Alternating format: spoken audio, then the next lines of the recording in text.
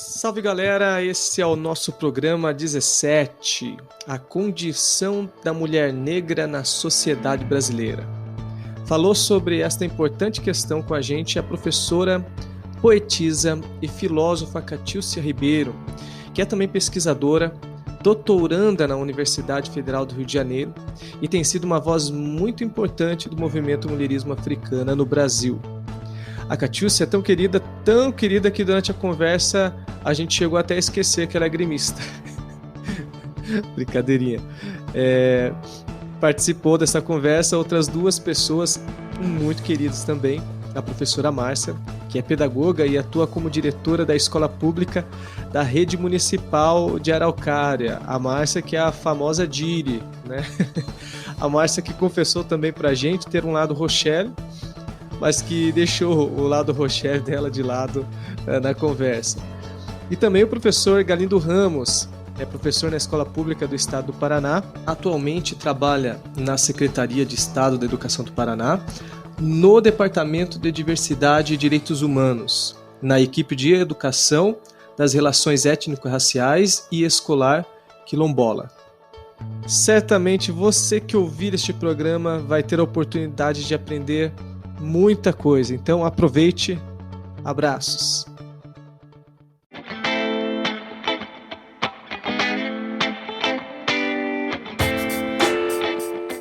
Olá, ouvintes do Reflexão Dialogada, bem-vindos aí a mais um episódio do nosso podcast, o podcast feito para jacarés pensantes. Opa, jacaré pensantes ainda não, né? A gente precisa tomar uma vacina, mas estamos na torcida aí, quem sabe, né? No futuro. Mas, muito bem, hoje a gente vai conversar sobre a condição da mulher negra na sociedade brasileira. Você que ouve a gente se lembra do nosso programa de número 14, sobre os desafios em ser mulher no Brasil. E enquanto a gente discutia o roteiro antes daquele programa, a Letícia, aluna de Ciências Sociais da UFPR, e uma das participantes também, ela disse o seguinte: seria muito importante a gente ouvir também as mulheres negras. O que elas passam?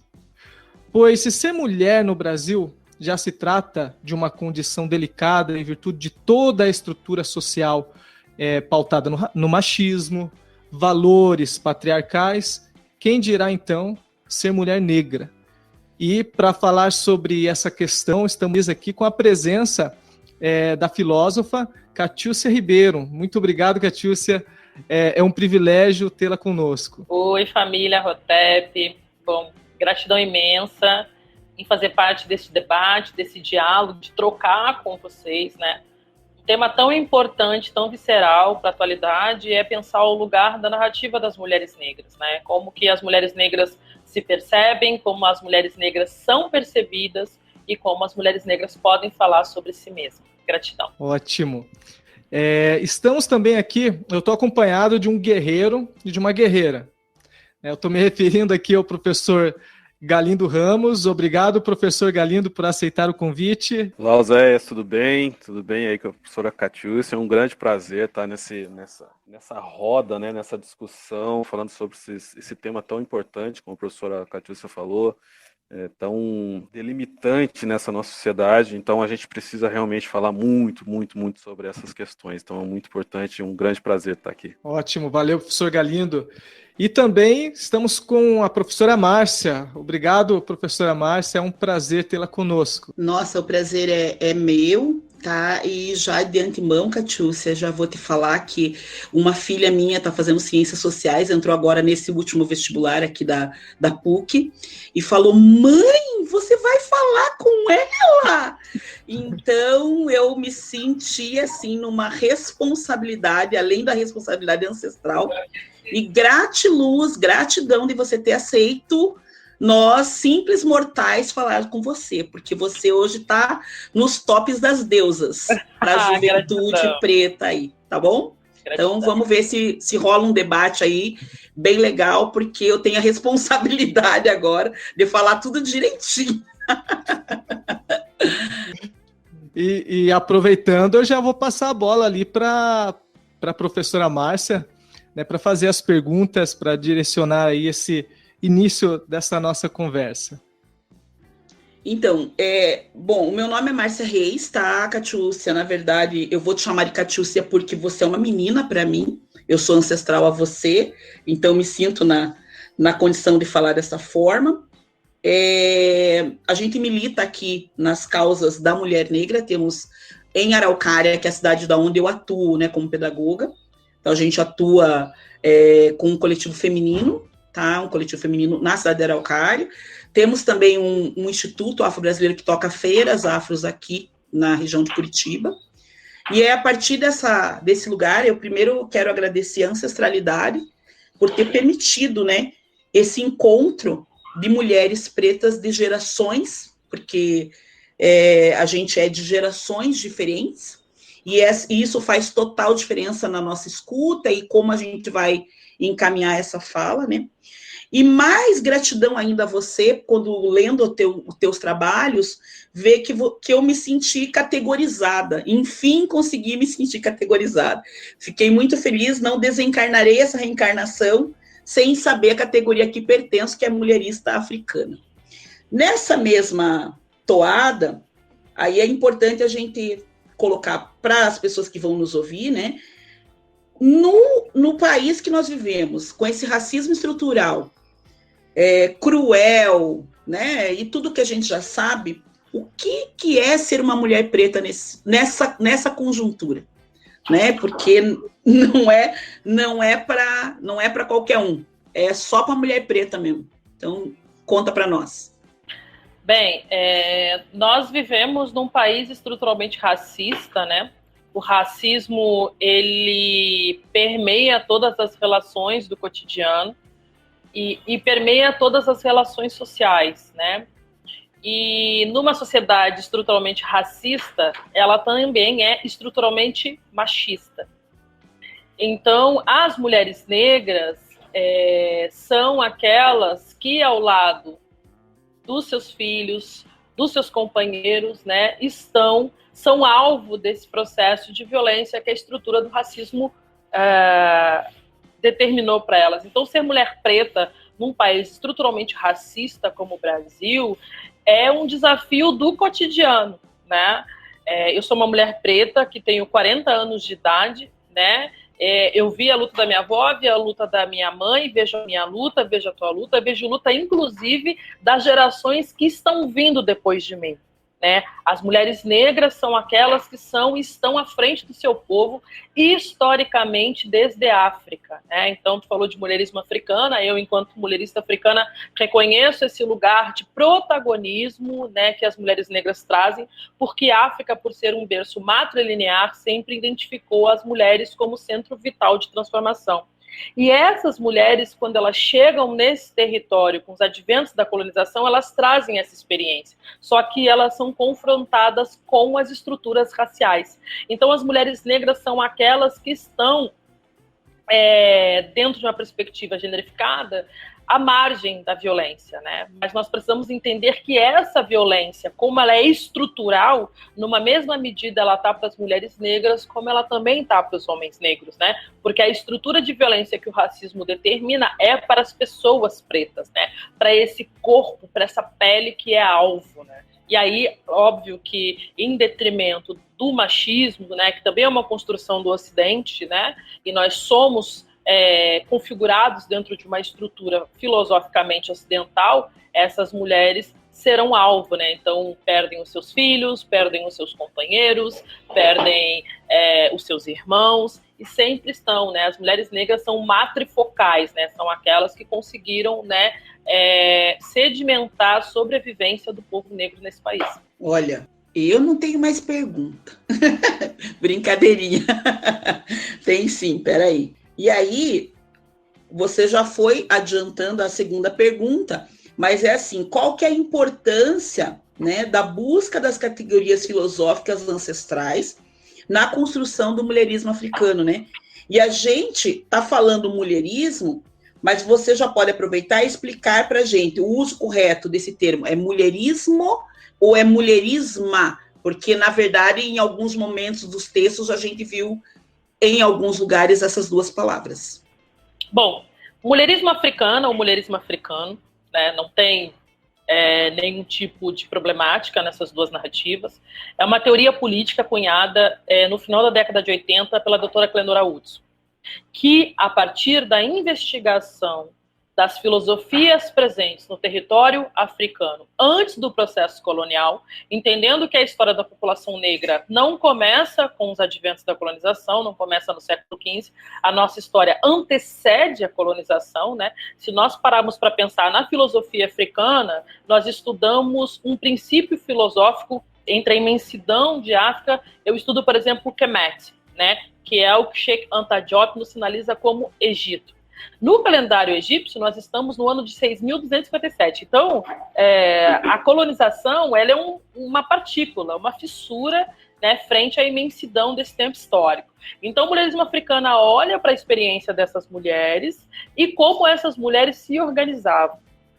E, a partir disso, reconhece nas experiências do cotidiano, de sobrevivência do povo negro que está ancorado nessa figura feminina, a presença dessa organização. Como eu disse na pergunta anterior, as mulheres sempre foram aquelas que tiveram à frente do seu povo. Porque as mulheres carregam tudo nas costas? Não.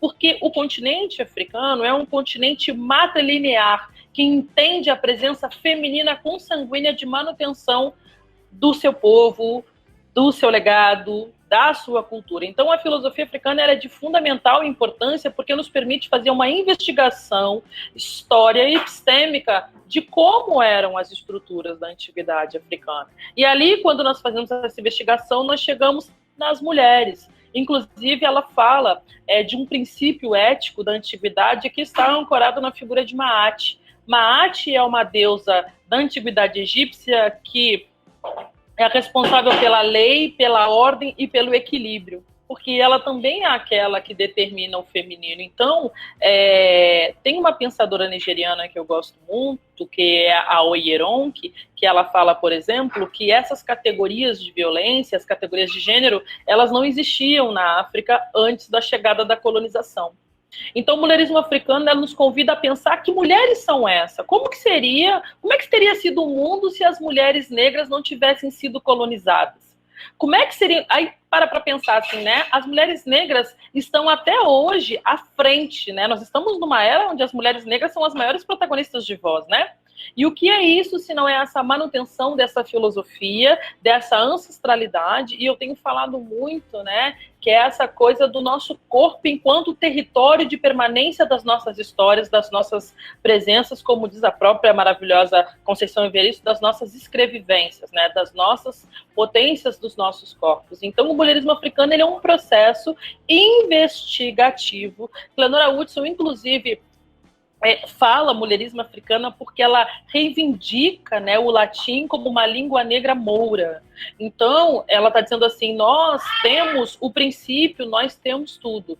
Então, o mulherismo africana, Márcia, é o que a nossa avó faz, é o que as mulheres de quilombo faz, é o que as mulheres de terreiro faz. O Maiorixá consegue organizar um território com pessoas que não têm relação consanguínea, mas que ela consegue transformar num território familiar.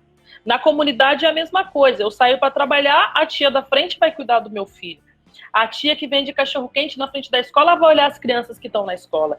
Porque isso é um pertencimento comunitário, coletivo, que veio nesse corpo, né, nesse corpo carregado de ancestralidade. E confunde-se muito ancestralidade com espiritualidade. Quando nós estamos falando de ancestralidade, nós estamos falando desse período mesmo, dessa herança mesmo, de quem vem antes de nós, essa experiência que veio conosco. O que justifica, né, que frente aos destroços do colonialismo, frente às violências da colonização, as mulheres negras chegaram aqui, né? Nós sabemos que o Quilombo de Palmares foi fundado por Aqualtune. Então, são essas experiências que o mulherismo africano nos convida.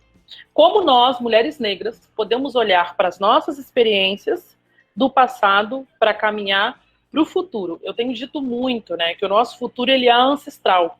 O nosso futuro ele é ancestral porque a nossa possibilidade de reconhecimento está no que nós nem conseguimos perceber porque não foi ensinado a nós.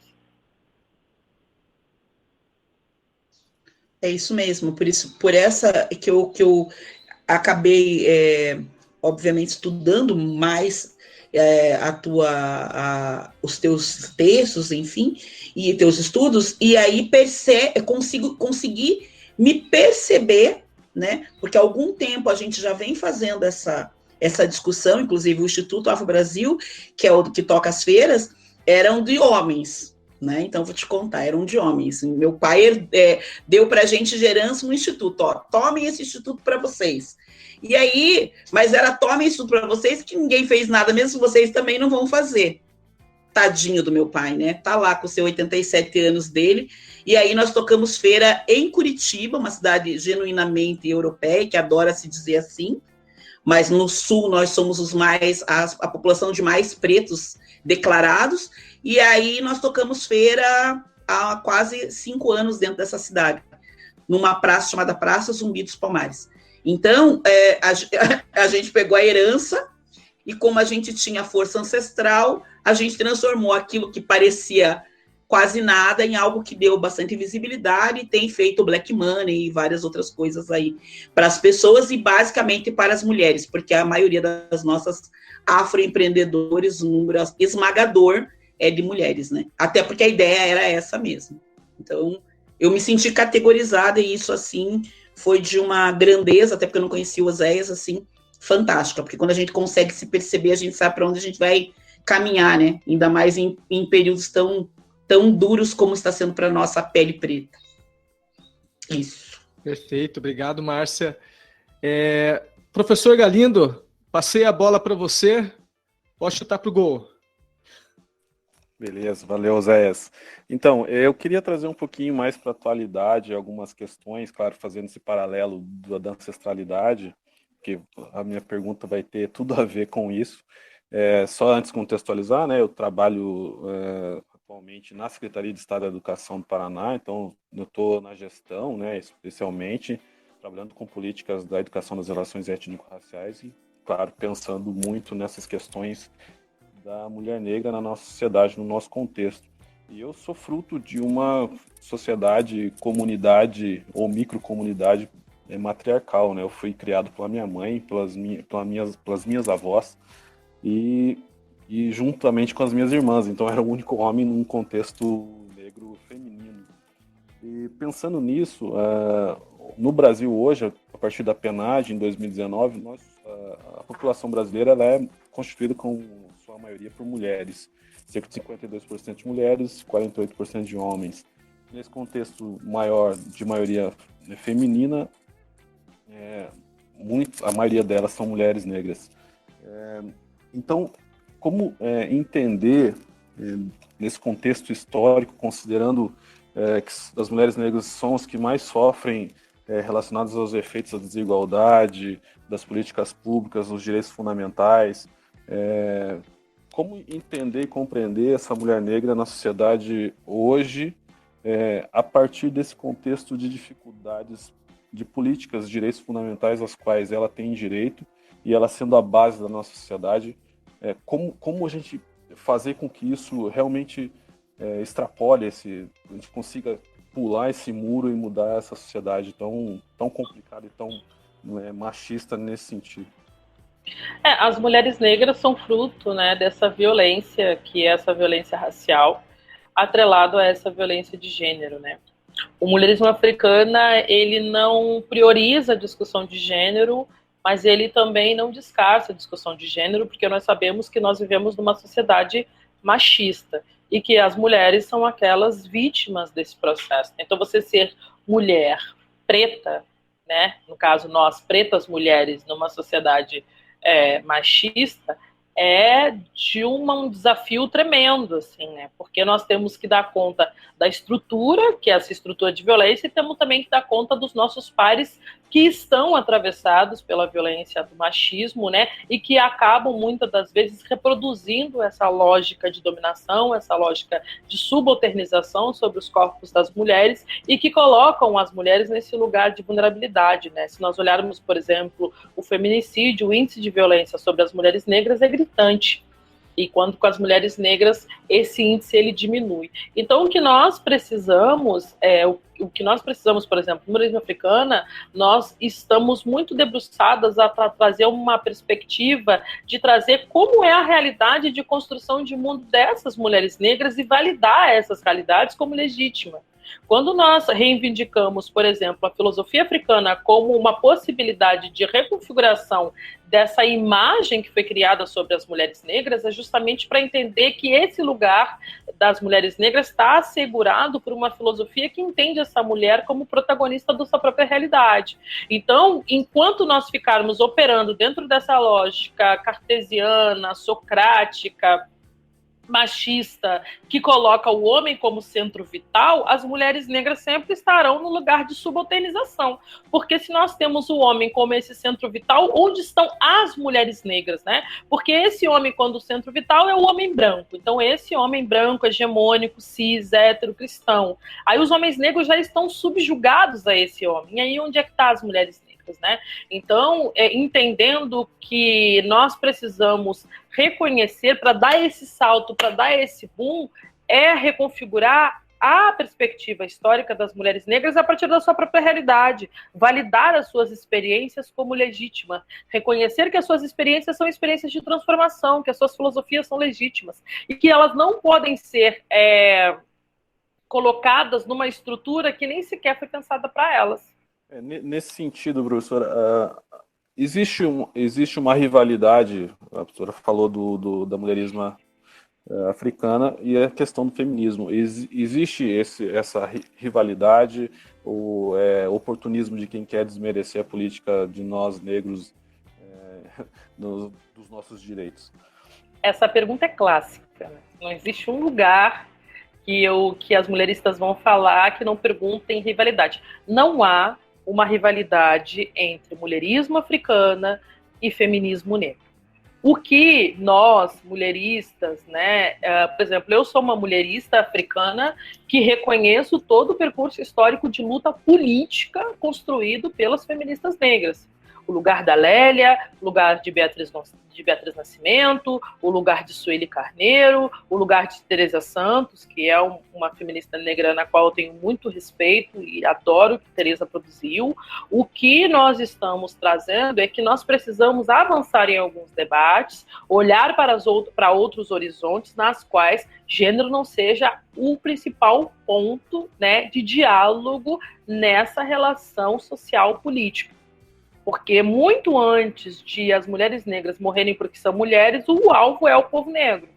Então não existe uma rivalidade, é uma alternativa, uma outra narrativa para as mulheres negras, que não invalida. Essa rivalidade é muito fruto desse processo binário, né, que as filosofias ocidentais elas constroem. Ou tu é uma coisa, ou tu é outra, né? Porque as perspectivas universais é isso. Existe uma única possibilidade. A filosofia africana, por exemplo, nós trabalhamos com a ideia de uma pluriversalidade. Você tem pluripossibilidades, pluriolhares, pluriperspectivas. Então você tem o mulherismo e o feminismo negro. Há pautas, inclusive, do mulherismo africano que se assemelha a pautas do feminismo. A violência contra a mulher é uma pauta que é central. Não tem como, na atualidade, você conversar sobre o lugar das mulheres negras e você não reconhecer a violência que incide, que é acometida sobre os corpos das mulheres negras, né? Ou então as violências estruturais, o índice de desemprego, mas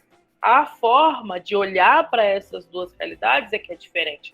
Mas rivalizar, estar contra versus de, não existe. Nessa perspectiva, né, eu estou anotando que eu sou pedagoga também de formação, e pedagogo anota tudo que vai nos cursos. Então, assim, nessa perspectiva é bem interessante você trazer, porque acaba se compreendendo o porquê, né, de determinadas demandas que vem também da nossa estrutura racista, né? Então, assim, a negação dessa ancestralidade, e não falando não só tratando da ancestralidade como questão religiosa, mas da ancestralidade de espaço, de território, de local, de continente, né? Então, acaba que o mulherismo, na minha percepção, o que eu humildemente estudei sobre, criar uma possibilidade, que você usou essa palavra, você usou a palavra alternativa, mas criar uma possibilidade de entender, inclusive, traz elementos para entender o feminismo negro, né? Traz, inclusive, possibilidade. Eu acho que ele vem complementar, obviamente, ao contrário, porque ele já é ancestral, né? Então, é meio louco, né, a questão cronológica, quando a gente pensa. Mas é no sentido de pensar que, se a gente pensar só num aspecto, nós vamos empobrecer toda a nossa história ancestral. A gente precisa ampliar. Outro dia eu tinha ouvido falar um psicólogo numa outra live, numa roda, sobre essa questão que ele diz que a gente no Brasil, população preta, é uma grande caixa e nós somos com muitas gavetas, né? Então, nós somos uma grande caixa. Ser preto, porque como você até anotei aqui, eu sou preta e mulher, né? Porque tudo vai vir antes, depois de ser preta. Tudo vai vir depois. Eu sou mãe, mas eu sou preta, mãe. Eu sou preta, pedagoga, porque eu estou, né, na direção de uma escola. Então, eu sou a preta diretora. Eu não sou a diretora preta, porque o olhar que vai se dar é exatamente esse. Muito bom, muito bom, muito bom. É sempre um olhar racial, né? É sempre um olhar atravessado pelo racismo. Sempre, absolutamente sempre, né? Então, nós sabemos que ser mulher nesse país estritamente machista é um grande problema, mas as mulheres brancas ainda estão em lugares de poder que as mulheres negras não estão. Então, né? Isso é algo muito importante. As mulheres brancas estão ocupando cargo de decisões. As mulheres brancas estão à frente de lugares. Inclusive, a luta das mulheres brancas é uma luta de gênero, que é legítima, né? Porque há uma estrutura de machismo que a violência é acometida sobre elas. Só que é uma luta, inclusive, que está para além. Tem uma pensadora americana que eu gosto muito, que ela diz assim: quando as mulheres brancas atingirem tudo que elas esperam na luta contra os homens brancos, que é esse lugar de equidade no lugar hegemônico de poder, as mulheres negras continuarão limpando para elas. Porque o nosso lugar de partida de luta é um outro lugar, que é um lugar que está atravessado pelo racismo. Então, nessa medida, quem está do seu lado próximo não é as mulheres brancas, é o homem negro. Porque a violência do racismo, ela está para esses dois sujeitos. Ótimo. Diante, inclusive, dessa questão do professor Galindo, né, e é lógico, atrelado a tudo que a gente está falando aqui, né, me vem à mente a questão da educação, né, da formação dos indivíduos da nossa sociedade, das crianças, enfim. Porque eu até estava assistindo uma entrevista que você tinha concedido, né, ao Porchat, no programa, e ele jogava justamente isso, dizendo assim: olha, a imagem que eu tenho, por exemplo, dos negros e da mulher negra em geral, da cultura afro, né, ele falava daí da questão da escravidão, né, ou seja, se constrói uma imagem, e essa imagem que está internalizada, né, que está arraigada ali a respeito de uma determinada etnia, a respeito de uma determinada cultura, né, e assim, eu também parei para pensar naquele momento da imagem, por exemplo, que eu tenho no que diz respeito à experiência, à vivência da minha infância, né? Hoje, obviamente, depois de ter um contato com uma formação, pensamento crítico, a gente desconstrói isso, né? Mas eu me lembro muito, por exemplo, da mulher negra atrelada a rituais de exorcismo. E é forte isso, né? Você, de repente, vai lá, né, num culto neopentecostal, e o que você vê é justamente isso acontecendo, vai se desenvolvendo, vai se construindo uma imagem que de certa forma não, né, acaba se vendo, por exemplo, algo tão rico como você falou aqui, né, da cultura afro, quantos nomes, quantas terminologias com as quais a gente não está familiarizado, por exemplo, na escola, na educação, nos livros de ensino superior, inclusive, né, e aí você tem essa imagem atrelada ao obscurantismo ou algo extremamente negativo, né, maléfico. Então, diante disso, me veio à mente uma lei, né? A gente tem a Lei 10.639, que fala da obrigatoriedade aí do ensino da cultura afro-brasileira no currículo, 11.645, que daí tem aquela alteração, né, acrescenta ali também o ensino da cultura indígena, mas mesmo havendo essa lei, né, Catiúcia, parece que falta alguma coisa, né? E o que a lei ainda não faz nesse sentido, porque a consequência de toda essa discriminação, né, toda essa desigualdade a qual a mulher negra aí está submetida, né, o que a lei ainda não faz, né, pela cultura afro-brasileira, indígena e, consequentemente, pela mulher negra, que acaba corroborando aí com essas injustiças sociais às quais né, a mulher negra é constantemente submetida? Ótimo. Bom, a Lei 10.639, né, /03, é a lei que obriga o ensino de África nas escolas, né? Em 2008 ela passa por uma reformulação e aí também é atribuído a presença dos povos indígenas, né, dos povos originários desse país. Então, se a lei fosse aplicada de fato, na regra, nos currículos escolares, nós teríamos um outro horizonte sobre a visão das pessoas negras. História é poder. Então, nós vamos para a escola e desde as séries iniciais ao final do percurso acadêmico, nós só estudamos Europa, Europa, Europa, Europa, Ocidente, Ocidente, Ocidente, Ocidente. Onde estão as pessoas pretas na história? E aí, quando aparece a figura das pessoas pretas e quando aparece a figura das mulheres negras, é esse lugar de zoomorfização, né, que nós falamos na filosofia, que é esse lugar de zoomorfização, esse lugar de animalização. Então, é esse lugar, como tem a própria história de Sarah Baartman, né, que é uma irmã escravizada que tinha a parte das nádegas avantajadas e ela é colocada, né, expostas em praça pública. Os nossos corpos, até hoje, eles são vistos como corpos sexualizados. As mulheres negras sempre foram vendidas como imagem de sexualização, né? Ou, se não é sexualização, é subalternização. Nos meus livros infantis, por exemplo, vamos fazer uma conta de matemática. Quem colocava farinha no bolo com roupa de empregada era a mulher negra. Né? Agora, nas minhas férias, por exemplo, eu parei para assistir novela de antiguidade. É alucinador, eu fico pensando assim, meu Deus, as novelas da década de 80, as novelas da década de 90. Não que as de 2000 não tenham, mas naquela época, né, aquele monte de imagem que fica, aquelas imagens subliminares, que as mulheres negras são todas subalternizadas, são todas empregadas. Isso porque nós temos uma história de protagonismo, de heróis da história e de centralidades da história a pessoas brancas.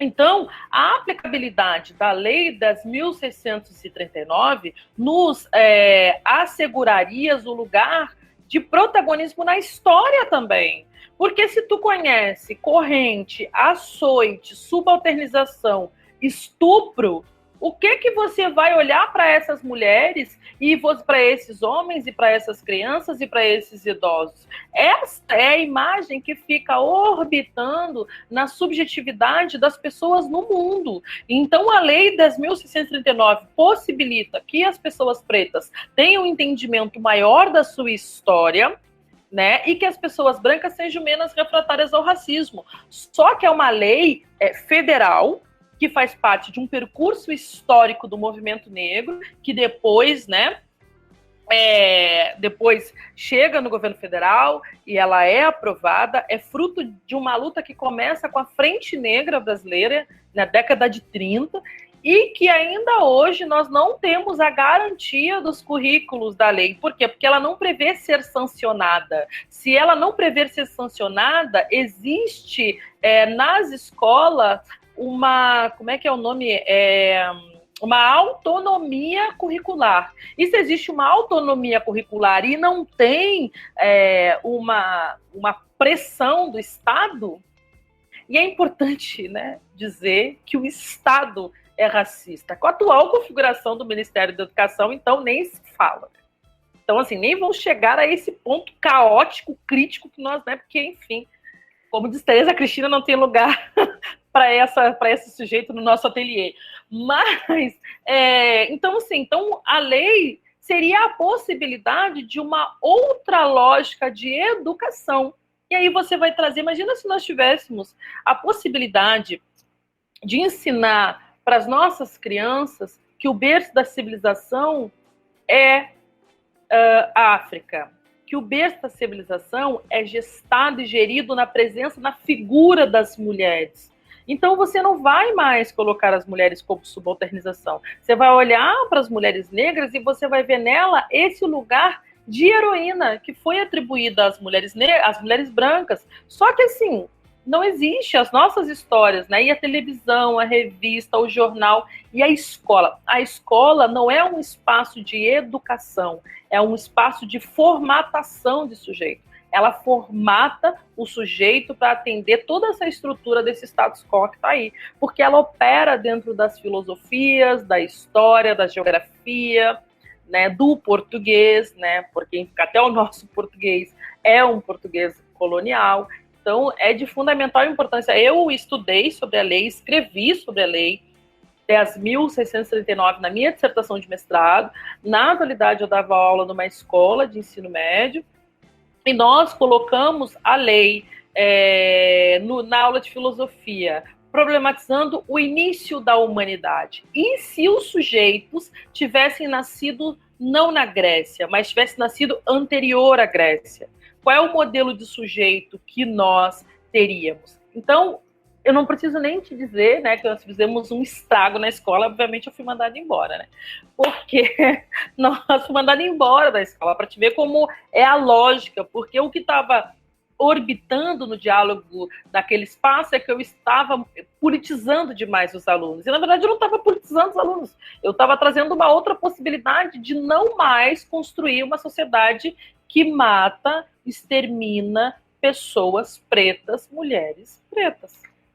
Só faltava ser por justa causa, né, Catiúcia? Ah, pois é. A nossa atual conjuntura é complicada. Assim, Catiúcia, o professor Ivan, ele ajudou muito a gente aí na construção do roteiro. Eu sempre estava trocando umas ideias também com ele, né? E ele falou assim: olha, eu não vou estar lá, mas vocês digam para mim que ela é referência nos meus estudos, né? Mandou um abraço para você e disse que você contribui muito com os estudos dele, é o professor Ivan. E ele deixou uma pergunta ali, mandou para o professor Galindo. A gente tá que nem um time de futebol mesmo, já que a gente falou de futebol lá no nosso making off, tá bem entrosado aqui. Ah, eu adoro, eu joguei futebol, joguei na zaga do meu time, então... Olha só, então vai nessa. Perfeito. É o professor Ivan, que inclusive é doutorando também em filosofia aqui na Universidade Federal do Paraná, é um extremo conhecedor aí, amigo nosso, amigo da Márcia, amigo do Oséias, um colega especial e fundamental aí na educação, e já discutimos bastante sobre essas questões. Inclusive eu tenho uma pergunta depois, que é exatamente sobre essa questão aí do qual a gente sempre discute com o Ivan. Mas ele inclusive fez um curso seu, acho que no ano passado, no final do ano passado, ele pergunta da seguinte coisa: de que maneira o mulherismo africano, em sua dinâmica, né, contribui para a formação também de uma masculinidade para longe do patriarcado europeu? Como o mulherismo africano atua nessa questão da masculinidade, né? Nossa, pergunta maravilhosa. Ivan, beijo se tu estiver me ouvindo aí. Gratidão. Fez o meu curso, não tem dimensão, né? Todas as pessoas que passaram ali, mas fico feliz. Principalmente os que vêm da área da filosofia, que são nossos parceiros. Olha, o modelo de masculinidade que opera sobre os homens negros é um modelo que também subalterniza os homens negros. Porque o modelo de homem, esse homem alto, longilíneo, monogâmico, cristão, não é o homem negro. Então, quando nós falamos numa estrutura patriarcal que beneficia o homem, que homem é esse? Né? No entanto, esse homem é produzido dentro de uma subjetividade colonial que fez com que esse homem não se reconheça enquanto um homem negro, mas sim dentro de uma estrutura que disse a ele que esse lugar de homem, esse lugar de masculinidade é um lugar que é esse homem branco. No entanto, onde estão os homens nas estruturas de poder? Onde estão os homens negros? né? Poder estrutural os homens negros não têm. Violência não é poder, né? Violência não é privilégio, né? Então, esse homem negro, ele está operando dentro dessa lógica de o impacto da escravidão, como diz a própria Bell Hooks, o impacto da escravidão no ato da construção dessa coletividade. Tem uma pensadora, olha que forte, tem uma pensadora chamada Frances Welsing. E a Frances Welsing ousa dizer que a maior vítima não é a mulher negra. A maior vítima é o homem negro. O homem negro, em 9 meses, ele tem a possibilidade de fecundar e engravidar diversas mulheres. Enquanto uma mulher em 9 meses, ela só consegue ter aquele filho, ou 1, ou 2, ou 3, enfim. Mais do que isso, não. Então, ele é o corpo-alvo. E aí, o que é atribuído a ele? Essa estrutura de entender que ele é esse homem, né, dentro dessa estrutura. Só que ele não tem benefício nenhum. Então, o mulherismo africano convida esse homem negro a trilhar esse percurso político de luta ao lado das mulheres negras, para ele entender que modelo é esse homem. Nós ficamos muito falando de masculinidade, eu tenho certeza que é um debate estritamente fundamental, mas antes de discutir masculinidade, nós precisamos entender o que é ser homem negro. Porque se é para pegar essa masculinidade, vamos discutir masculinidade, mas você quer formatar esse sujeito dentro de que modelo de masculinidade? Não dá para formatar esse sujeito dentro de um modelo de masculinidade desse homem cis, branco, patriarcal, hétero, né? Que aperta 17. Esse homem aí não tem como, né? Esse homem aí é um outro modelo de homem. Então, assim, o mulherismo africano, as filosofias africanas, é um processo que, como diz o mestre Jairo Pereira, que é um grande griot, um grande pensador, ele diz, é um processo de reontologização dos sujeitos negros. A ontologia, né, que é o estudo do ser, proporcionou às pessoas negras uma configuração de sujeito dentro dos modelos ocidentais que não dão conta de nós, bem como não dão conta dos homens indígenas. Como é que você vai estudar e pensar masculinidade, como diz o Ailton Krenak de Ideias para Adiar o Final do Mundo? Esse modelo de humanidade que está aí não dá conta de nós, porque o homem negro é um sujeito, o homem indígena é outro sujeito, e não dá para colocar no lugar de universal desse homem. Então, o mulherismo africano é justamente esse lugar de desconstituição dessa realidade do que é ser homem, o que é ser mulher. É uma investigação que nós precisamos fazer. Bom, então, esse modelo que está aí não dá conta dos homens negros. E onde que estão os homens negros, né? Embaixo da terra trabalhando ou embaixo da terra mortos? Ou então estão no final da vida jogando dominó na praça, abandonados, longe de quem? Da sua família. Que fenômeno é esse que faz que o homem negro não seja pai? É porque ele é safado? Não, isso é uma estrutura muito bem arquitetada para que as pessoas negras não tenham um processo coletivo enquanto povo. O homem negro, ele sobrevive na ausência da família, na ausência dos espaços de poder. Onde que o homem negro é presente? Na cadeia, na rua, na subalternização. Então, para pensar a estrutura política social, não existe uma base na pirâmide. Existe uma estrutura que violenta homens negros numa determinada situação e que violenta mulheres negras numa determinada situação. Então, a filosofia africana e o mulherismo africano te convida a uma reconfiguração dessa humanidade que foi atribuída sobre as pessoas negras. Eu não sei se eu respondi, que eu saí falando aí, mas é basicamente isso. Não, para mim foi perfeito. Enquanto homem negro, é extremamente importante ouvir isso e saber em que direção eu posso seguir. Porque a gente, fatalmente, é criado dentro de uma sociedade machista, construído enquanto homem machista, um homem negro. Eu sou casado com uma mulher negra, mas existe toda uma desconstrução diária para que eu precise seguir nessa afrocentricidade da qual eu me propus juntamente com ela, né? E uma vez, fazendo alguns estudos para uma formação, eu vi você falando o seguinte: entender quem fomos nos ajuda a entender quem queremos ser. inclusive referenciando o Adinkra Sankofa, né, que é extremamente importante para a gente. Eu tenho também aqui. Então, como podemos pensar na sociedade a partir desse pensamento, especialmente para nós, negras e negros, dentro do contexto político-social que nós vivemos hoje? Como pensar isso? Essa frase eu falei num TED em 2019. Entender quem nós somos nos ajuda a entender quem nós fomos, né? Eu acredito fielmente que a chave está no ontem. O eu está no ontem, na possibilidade de reconfiguração do que nós somos. Então, quando a população negra ela é retirada do seu local, né? A discussão, por exemplo, que fica orbitando em torno do afrofuturismo, eu não sou uma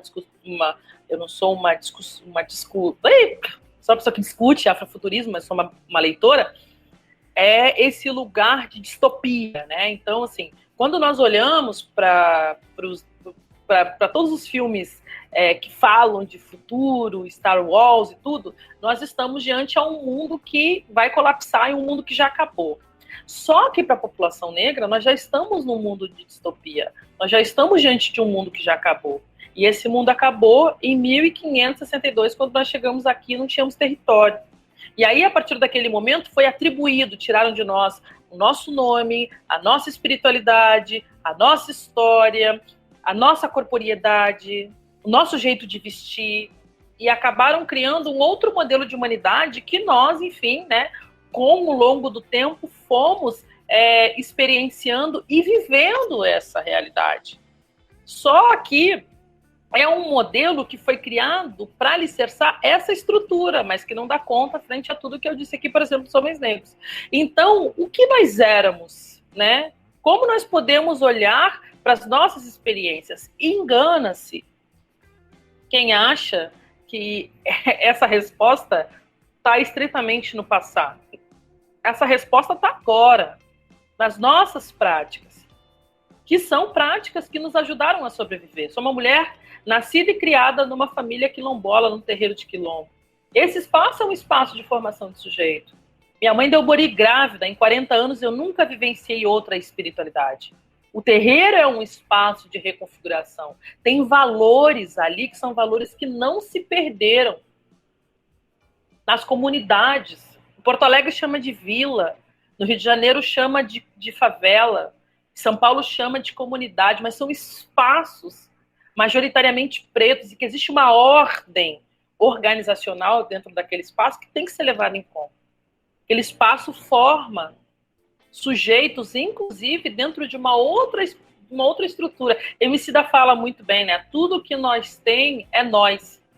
Então, essa frase é muito importante, né? Quando ele abre amarelo e diz assim, Exu mata um pássaro com a pedra que ele atirou ontem e mata o pássaro amanhã. O que é isso, senão essa possibilidade de olhar para as nossas experiências, olhar para os nossos territórios, entender que os nossos territórios são territórios que podem nos ajudar nesse caminhar à frente, né? Entender quem nós somos, olhar para nossas histórias. E aí o Oséias, né? O Oséias trouxe, por exemplo, a lei 10.639. Então, imagina se nós tivéssemos a possibilidade de ensinar uma outra história, esse voltar, né?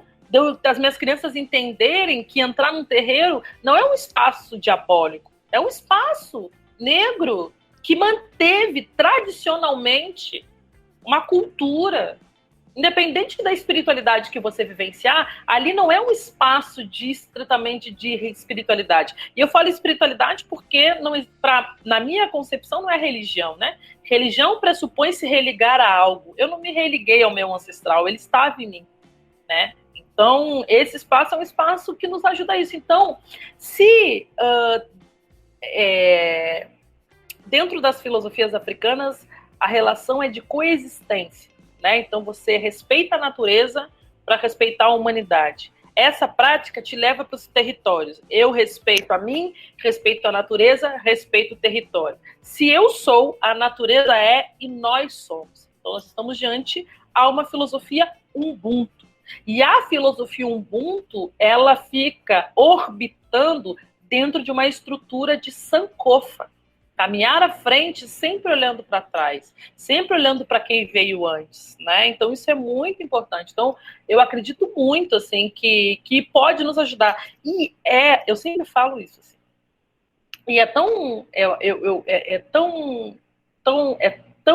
visionário, não visionário, mas é tão lúcida essa noção, que, por exemplo, assim, nós estamos em meio à pandemia, chegamos à marca de mais de 200 mil mortos, né?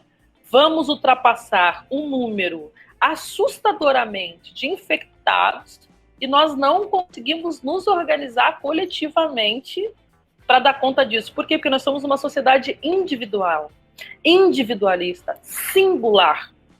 Então, esse ontem é olhar assim, por que não viver na coletividade? Por que não respeitar o outro? Por que não entender o outro, entendeu, como princípio? Não temer a um, né? Como um monstro de Leviatã. Isso não dá conta de nós. Isso não tem nada a ver conosco. Eu não vou temer a um, eu vou me juntar a todos. E eu acredito que essa é a possibilidade. E o que é mais incrível nisso tudo é que é uma filosofia feminina. Por isso que reconhece o lugar de poder das mulheres. As mulheres negras são subalternizadas porque elas foram retiradas do seu protagonismo na história. Ótimo. E eu sinto que, né, tem uma mulher querendo falar. Uma mulher não, tem uma preta mulher querendo falar. Exato, isso aí.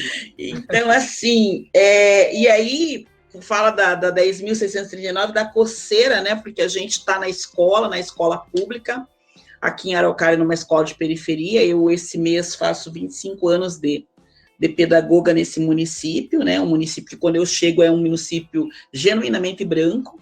Então, o meu corpo preto fazia com que eles me chamassem de pedagoga brasileira, né? A pedagoga brasileira chegou, porque eles não diziam que eu era pedagoga preta. E aí a gente vem construindo aí um processo onde a gente consegue ser, depois de trabalhar muito, de fazer exatamente esse trabalho coletivo dentro da comunidade para que você possa vir a ocupar esse espaço, né? Então, assim, você tem que ter noção da onde eu vim. Então, lá da periferia do SIC, lá na comunidade, né, que para nós é vila também, e vir para Araucária e ocupar o espaço, né, e dizer a eles que eu sou essa mulher que vai ter a responsabilidade. Então, é muito bonito quando você fala da questão dos espaços, dos terreiros. Nós, há algum tempo, há muito pouco tempo, a gente vem frequentando a Umbanda e participando da Umbanda, e eu tenho uma filha de 6 anos, bem retinta, Catiúcia. Depois eu mando para você a foto dela, uma das meninas mais lindas que você vai ver. E ela tem 6 anos. E aí a gente fez, com o advento da pandemia, a gente fez algumas giras internas dentro da nossa casa, com o pai e a mãe de santo aqui. E apareceu o herê dela, né? E o herê dela é a Mariazinha. E ela conversando com essa Mariazinha, com uma potência de conversa, que aí ela falou outro dia, mãe, ela não está vindo porque ela não usou máscara, sabe? Ela não usou máscara, tá meio doentinha. E é tão interessante porque o corpóreo fala tanto, né, para nós ancestral, para nós que temos a percepção, que ela entra, que ela vem, fica ali ao lado da minha filha, fala algumas coisas, muito menor que a minha filha. Minha filha só tem 6 anos, então ela não poderia inventar, né? Ela não poderia inventar um texto com tamanha profundidade. E aí, quando ela entra de uma porta e quando ela sai da outra, a Mariazinha vai embora. E aí a Lenira daí vai contando as lembranças, né?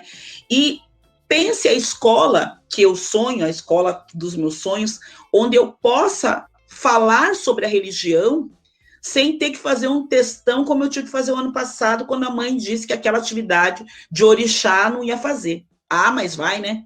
Ah, vai fazer sim. Vai fazer, porque nós estamos vivendo, mãe, uma sociedade de intolerantes. E nós precisamos... Sabe por que nós somos intolerantes, mãe?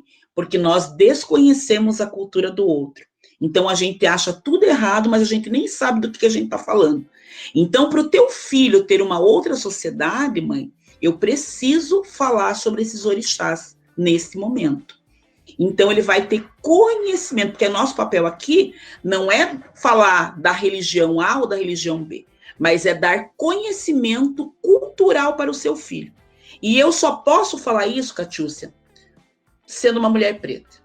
Porque se eu fosse uma outra mulher, provavelmente eu ia dar uma enrolada, ia esconder esse conteúdo e não ia acontecer. Mas enquanto eu tiver, como diz, né? Dizia minha avó, vida e saúde e boca para falar, eu vou estar dizendo sim. A religião de matriz africana vai aparecer, os orixás vão aparecer, e nesse momento eles vão aparecer como dá, né? Na atividade impressa, do jeito que está dando. Mas quando passar a próxima fase, é de outro jeito. É mostrando, é trazendo filmes, é trazendo vídeos, é contextualizando a importância, porque é cultural, né? E aí nessa, eu não sei se o Galindo vai fazer essa ou posso fazer essa próxima aqui? Me conta aí, o processo da solidão da mulher negra no Brasil tem algum reflexo trazido de África? Olha, eu vou te ser sincera, assim, eu acredito que a solidão é do povo negro, né? Eu entendo algumas estruturas nas quais as mulheres negras estão sozinhas, mas isso é fruto desse processo de violência, né, estrutural que o racismo promove, que não coloca as mulheres negras como esse lugar do desejo, essas mulheres negras como lugar do afeto, né, e muitas das vezes os homens negros vão procurar mulheres, né, em outros grupos raciais. Isso é fruto desse processo mesmo que o racismo promove na sua subjetividade, na sua cognição, de não olhar para essa mulher e entender como ela faz parte de si. Ele não a reconhece, ele não se reconhece enquanto sujeito daquele povo, então ele não reconhece aquela mulher como sujeito daquele povo. Então, muito mais do que a gente... Esse processo não vem de África, né? Esse processo é uma construção aqui, feita a partir das experiências do Ocidente. Os homens negros sempre foram aqueles que se relacionaram com as mulheres negras, que construíram família com essas mulheres negras. Família é o ponto, inclusive, dos princípios do mulherismo africano, né? A estrutura familiar é quem sedimenta as bases de organização de um povo. Então, as mulheres negras que hoje estão sozinhas e são preteridas pelos seus companheiros, esse preterimento é fruto desse processo de violência que faz com que as mulheres negras não sejam um desejo, né? Nós vivemos numa sociedade que o tempo inteiro apresenta a brancura como a única possibilidade de desejo. Então, assim, tudo que você vai buscar referência no outro. Então, quando você for se relacionar, você não vai se relacionar com a mulher negra, né? Você não vai se relacionar com a mulher negra. Se o tempo inteiro... Lembra que tinha um comercial que dizia compre batom, compre batom, compre batom. Imagina, eu tenho 40 anos, esse comercial tinha 5. Então, assim, é a mesma lógica. Você passa a vida inteira ouvindo, né? Você liga a televisão, suas referências são brancas. Você olha no jornal, as suas referências são brancas. Por que na hora de construir você vai reconstruir com uma mulher negra? Né? Se nós somos fruto de um processo de um país que até hoje acredita na democracia racial, um país que é fruto de um processo eugenista, de embranquecimento. Então, as mulheres negras são vítimas desse processo. Mas o grande vilão desse processo não é o homem negro. O grande vilão desse processo é o racismo, que faz com que ele não se reconheça enquanto pertencente e tampouco reconheça. Porque eu fico muito preocupada quando os debates, eles ficam muito em torno da pessoalização, por exemplo, né? Mãe solo. É uma discussão estritamente importante. Mas por que só os homens negros não são pais? Né? Vamos parar para pensar. Que fenômeno é esse que faz com que os homens negros não sejam pais? Só as mulheres negras. Será que isso está só na ordem do querer? Está só na ordem dele ser alguém que não presta? Ou é uma ordem estruturalmente arquitetada? Agora... Claro que nós não vamos ficar o tempo inteiro falando deste lugar e não problematizando esse lugar. Porque os homens negros têm que entrar nesse debate. Os homens negros têm que falar desse lugar também. Não dá para identificar, tá, o homem negro é fruto de um processo, tá, e aí, homem negro, e agora? Beleza, já reconheceu? Uhum. E agora, homem negro? Né? E aí, o que vai ser? Tá vendo? Não dá para ficar a vida inteira. Já reconhecemos que é um processo, uma fissura cognitiva, racial, subjetiva que faz isso? Ok. E agora? Por que você continua violentando a sua companheira? Por que você continua desrespeitando a sua companheira? Por que você ainda continua não casando, não construindo relação com mulheres negras? Por que mulheres negras continuam num celibato eterno? Por que vocês acham que a vida é se relacionar com 4, 5, 10, 20? Tudo dentro da lógica dessa sexualização que foi empunhada sobre esse homem negro. Catiúcia, quanta coisa que a gente tem para aprender, né? E você que está ouvindo aí pode perguntar, puxa, mas o que eu posso fazer? Bom, a primeira coisa, né? A gente fala muito da questão de lugar de fala, né? Mas a primeira coisa que a nossa sociedade, uma das primeiras coisas, né, vamos dizer assim, precisa aprender é ouvir, né? Ouvir aquele que passa por isso, ouvir aquele que está nessa condição, mas não é um ouvir meramente passivo, né? Puxa, mas o que é isso? Ouvir numa condição passiva. É você ouvir, deixar entrar por um ouvido e sair pelo outro, né? Quando através desse ouvir não se produz uma ação, né? Não se produz uma ação de transformação. E eu fiquei muito feliz com esse nosso encontro, eu aprendi muita coisa. Vocês plantaram ali a sementinha não digo sementinha da dúvida, mas da curiosidade, do interesse em querer aprender mais também sobre essa temática. E essa questão, esse problema tão urgente aí que está diante dos nossos olhos, porque alguém pode perguntar, puxa, mas vocês tematizaram tanto isso, né, durante esses últimos podcasts, mas é isso aí mesmo, ou a gente escolhe, eu conversei inclusive com o Galindo e a Márcia, por uma sociedade mais humana, inclusiva, que reconheça o outro, né, na sua especificidade, na sua identidade cultural, ou a gente escolhe a barbárie. E a gente vê o quanto, infelizmente, isso está à nossa porta, né? Não falar, não trazer isso para debate, não incluir isso realmente nas aulas, como, por exemplo, a Márcia falou aí, resulta na perda de vidas que a gente tem visto por aí, que tem sido noticiado. E daí, depois de um tempo, isso vira número, né? Infelizmente. Mas, Catiúcia, muito obrigado pela sua presença, muito obrigado por ter doado esse seu tempo. A gente sabe o quanto que o trabalho de pesquisador, né? Nossa, de estar ali o tempo todo correndo atrás, escrevendo, enfim. É difícil, é corrido, você, inclusive, contribui com muitas entrevistas e muitos programas aí, e a gente fica honrado em você poder ter contribuído com o nosso também. Tá bom? Eu quero passar, então, eu vou deixar para a Catiúcia a palavra final ali, né? Então, eu vou passar para as considerações finais. O professor Galindo, né, pode indicar uma leitura, né, um filme, e dar um tchau aí para o pessoal. Depois a Márcia e depois a Catiúcia. Beleza. Então, eu acho que como você falou, a gente plantou aí uma semente muito importante de discussão e de reflexão, especialmente aí, no meu caso, a questão do homem negro é muito importante para mim, em todos os sentidos que a professora Catiúcia falou. Então foi um grande prazer para participar disso tudo, dessa conversa, desse aprendizado, né? Realmente a professora Catiúcia, ela é uma referência para a gente no sentido de compreender essa nossa sociedade a partir das nossas referências ancestrais, o que é muito importante, né? O homem e a mulher negra compreenderem esse processo, a sua história, o seu contexto histórico e ancestral é de extrema importância para que a gente siga em frente e consiga debater e enfrentar os vários desafios que a gente tem na sociedade brasileira, especialmente hoje, com o que vivemos atualmente nesse nosso processo tão difícil que está, e ainda em período de pandemia, mais difícil ainda. Então foi um grande prazer, agradeço muito a participação, agradeço muito o convite, Oséias, ouvir a professora Márcia também, uma colega aí que já tivemos outros encontros anteriores, e um prazer ouvir também a professora Catiúcia, foi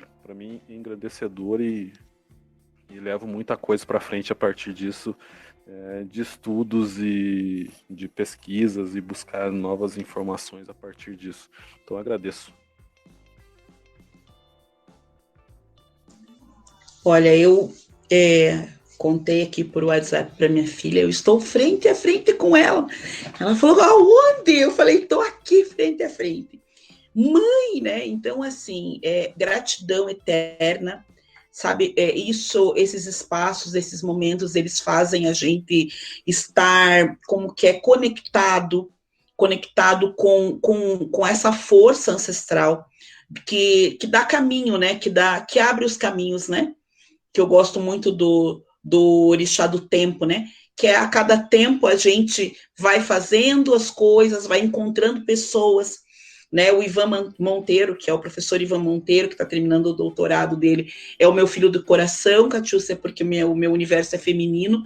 Eu sou mãe de 5 filhas mulheres e 3 netas, então o meu universo é completamente de mulheres e mulheres que eu estou à frente, fortalecendo para que elas sejam muito mais fortes. Então, quando a gente tem a oportunidade de ler os seus escritos, os seus estudos, debruçar sobre a nossa ancestralidade, isso nos dá ânimo, sabe? Quando eu vejo a minha filha de 20 anos, que é gêmea de uma outra aí, terminou o magistério ano passado, fala para mim, mãe, eu vou fazer ciências sociais. Eu leio Catiúcia Ribeiro, eu leio Djamila, eu fico assim, muito honrada por vocês estarem à frente desses grupos, que vocês nem têm ideia, porque, né, vocês não têm nem ideia a quem vocês chegam, mas chegam sim, e a ancestralidade fica feliz, né? A ancestralidade fica feliz que vocês estejam encaminhando esse povo para que a gente realmente possa ter essa sociedade onde o homem negro entenda que eles têm que estar ao lado da mulher negra, para que as relações se fortaleçam e a sociedade modifique.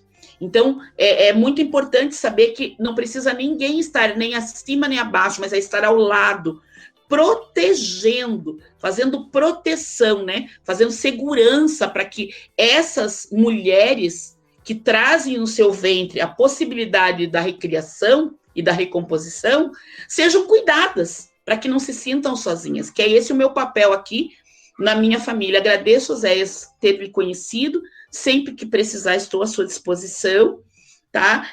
Agradeço muito ter conhecido você, nossa, você, há 2 semanas, quando eu soube, né, eu já fui falando, falei, meu Deus, e agora? Eu vou ter que eu vou falar lá? Então, o meu lado Rochelle foi bem educado hoje, Catiúcia, foi domesticado no meu lado Rochelle, que o meu lado Rochelle é terrível, mas eu consegui, acho que, aprender muito. Eu escrevi pelo menos umas 5 folhas do que você foi falando, porque pedagogo é assim. E aí a gente fica grato, mas mais grato ainda a ancestralidade por permitir esse encontro. Porque as chances, acho, da gente se encontrar seriam pequenas aí no mundo, nesse mundo sem pandemia. Mas nesse mundo com pandemia, os orixás organizam que a gente possa ter essa pertença, sabe? Me senti assim, muito em casa, estava com muito medo, confesso, e olha, para a Rochelle ter medo é algo, sabe? Estava com muito medo, mas me senti muito em casa, né? O Galindo, obviamente, é um professor que a gente já conhecia, o Oséias eu não conhecia, e o professor Ivan, que fez a questão ali, foi quem promoveu esse encontro, meu filho do coração. Eu o adotei porque ele já veio pronto, sabe, Catiúcia? Já veio pronto, já veio já no doutorado, ficou bem fácil para mim, né? Então eu adotei esse menino aí que vem despontando e vem trazendo muitas alegrias para mim, né? Mas isso tudo permitido pela mãe, tá, Catiúcia? Eu pedi permissão para a mãe, a dona Maria, ela me permitiu. Estamos todas dividindo essa maternidade desse moço negro aí, que está potencialmente crescendo muito nessa luta ancestral, porque ele fala, eu tô aprendendo, mames, eu tô aprendendo. Então, às vezes eu dou um sufeco, às vezes eu agrado, às vezes eu aninho, mas é isso. Muito obrigada por você ter disposto do seu tempo para conversar conosco. Nossa, de um orgulho, de uma coisa que eu vou levar para o resto da minha vida. Falar, eu falei com Catiúcia Ribeiro, gente, não é assim, vocês não têm noção. Vou ficar um nojo a partir de amanhã. Obrigada, tá, querida? E quando vier para Curitiba, pode entrar em contato conosco, que já pode vir para Araucária, para Curitiba. Vamos ter avisado as feiras afro, porque já tem casa para ficar. Ai, que maravilha. Bom, passando esse novo, que para mim eu nunca vou me adaptar com essa coisa de novo normal, quero mais é que nós voltemos para o velho. Certamente eu estive em Curitiba em 2019, fui fazer um evento no Ministério Público, mas foi muito rápido e eu voltarei com certeza. Eu me sinto extremamente contemplada com a tua fala, né, irmã? Eu acredito que é isso. Eu, na atualidade, enquanto uma mulher preta, claro que eu vou falar do meu lugar enquanto mulher preta, né? A minha fala do meu lugar enquanto mulher preta. Mas eu também falo dessa mulher enquanto mulher preta, que é essa mulher que está de uma perspectiva na qual nós precisamos nos organizar enquanto povo, precisamos nos organizar a partir de uma outra realidade, olhar o mundo por uma outra ótica. Por que não? Por que não se permitir olhar o mundo numa outra ótica, né? Mas sem fugir das especificidades da atualidade, sem fugir de coisas que são importantes para a atualidade, né? Esse lugar mesmo de debate, de conversa com os homens negros, esse lugar de reconhecimento da violência que é encunhada sobre as mulheres negras, mas entendendo que nós precisamos falar do nosso epicentro, da nossa localização e do nosso território. Eu agradeço imensamente, eu gosto muito de gravar podcast, pode me chamar sempre. Sempre. Quando a Dani me falou, eu falei, não, vamos fazer, adoro podcast, porque eu acredito que essa coisa nós precisamos nos ouvir mais. Temos tantas mulheres pretas brilhantes aí falando, tantos homens pretos brilhantes falando, tantas pessoas trazendo narrativas incríveis, né? E que essas vozes precisam estar no centro, né? E o que eu tenho para dizer é que nós temos a possibilidade de olhar para trás para caminhar à frente. Eu acredito fielmente que o futuro ele é ancestral, né? Porque as respostas do que nós somos está no ontem, né? Porque o ontem é o que nós não conhecemos, são as nossas escrevivências, as nossas experiências que vão possibilitar a nossa sobrevivência. Máxima gratidão. Queria fechar com um provérbio de Odé, que é Eba, Eba, Enibala Tiberé. Qualquer tempo é tempo de começar, recomeçar, e esse recomeço pode estar no ontem, viu? Gratidão imensa. Gente, um abraço para todos vocês, tá? Para todos os que estão nos ouvindo também. E até a próxima.